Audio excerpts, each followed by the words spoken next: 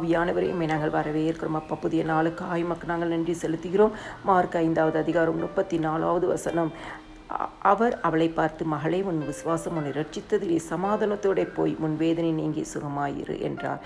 கிறிஸ்துக்குள் பிரியமானவர்களே, 12 வருஷமாய் பெரும்பாடுள்ள ஒரு ஸ்திரீ அநேக வைத்தியர்களால் மிகவும் வருத்தப்பட்டு தனக்கு உண்டானவைகளை எல்லாம் செலவழித்து சற்றாகிலும் குணப்படாமல் அதிக வருத்தப்படுகிற ஒரு சூழ்நிலை. எல்லாவற்றையும் இழந்து போயாச்சு.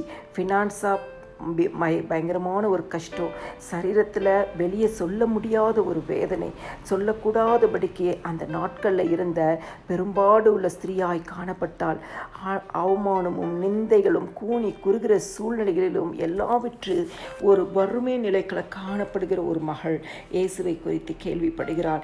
அப்பொழுது அவள் சொல்கிறாள், இந்த இயேசுவின் வஸ்திரத்தை தொட்டால் நான் சொஸ்தமாவேன். அவள் இயேசுவின் விசுவாசித்தாள். இயேசுவின் பிறகே போகிறாள். அவள் ஆண்டவருடைய சமூகத்துக்கு பின்னாலே போய் ஆண்டவராகிய இயேசு கிறிஸ்துவின் வஸ்திரத்தை தொடுகிறாள்.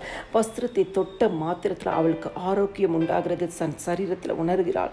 இயேசு தம்மிடத்தில் வல்லமை புறப்பட்டதை அறிந்து என் வஸ்திரத்தை தொட்டது யார் என்று கேட்கும் பொழுது அவள் வெளிப்படுகிறாள். கிறிஸ்துவுக்குள் பிரியமானவர்களே, இன்னைக்கு இதே போல ஒருவேளை நீங்கள் பொருளாதாரத்தில் நெருக்கப்பட்ட ஒரு சூழ்நிலையாக இருக்கலாம், வைத்தியர்களால் கைவிடப்பட்ட ஒரு சூழ்நிலையாக இருக்கலாம், தன்னுடைய வியாதியை வெளியே சொல்ல முடியாத ஒரு சூழ்நிலையாக இருக்கலாம், நெருக்கப்பட்ட சூழ்நிலையாக இருக்கலாம்.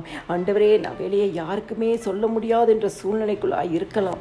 எந்த சூழ்நிலையாக இருந்தாலும் அந்த ஸ்திரீக்குள்ளாக இருந்த விசுவாசம், இயேசுக்கு பின்னால் நான் போவேன், அவர் வஸ்திரத்தை நான் தொடுவேன், அவர் வஸ்திரம் எனக்கு சொஸ்தமாக்கும் என்று சொல்லி அத்தனை கூட்டம் அத்தனை இடத்துல மறைந்து போய் இயேசுவை தொட்டால் அவளுக்கு அற்புதம் நடந்தது. இன்னைக்கும் மறைந்து அழுது கொண்டிருக்கிற உங்களுக்கு, தனிமையில் அழுது கொண்டிருக்கிற உங்களுக்கு, ஆண்டவரே இந்த பாடுகள் எப்படி கடந்து போகும் என்று சொல்லி வேதனைப்பட்டு கொண்டு உங்களுக்கு, பொருளாதாரத்தில் ஆண்டவரே என்னால் நான் மிகுந்த கஷ்டப்படுறேன்னு சொல்கிற உங்களுக்கு, சரீரத்தில் வியாதிகள் இருக்கலாம், மனதில் வலிகள் இருக்கலாம், எதுவாக இருந்தாலும் இயேசுவை நோக்கி பார்க்கும் பொழுது ஆண்டவர் சொல்வார், உங்கள் விசுவாசம் உங்களை ரட்சித்தது, உங்கள் விசுவாசம் உங்களுக்கு அற்புதத்தை கொண்டு வந்தது.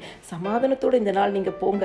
நீங்கள் எந்த காரியம் வேதனையோடு என்கிட்ட கொண்டு வந்தீங்களோ அந்த வேதனையை நீங்கி இன்னைக்கு நீங்கள் சந்தோஷமாக இருப்பீர்கள் என்று சொல்லி கர்த்தர் தம்முடைய வார்த்தையை உங்களுக்கு அனுப்புகிறார். எல்லா துதியும் கனமும் மகிமையும் ஸ்தோத்திரமும் என் ஆண்டவராகிய இயேசு கிறிஸ்து ஒருவருக்கே செலுத்துகிறேன். ஆமேன்.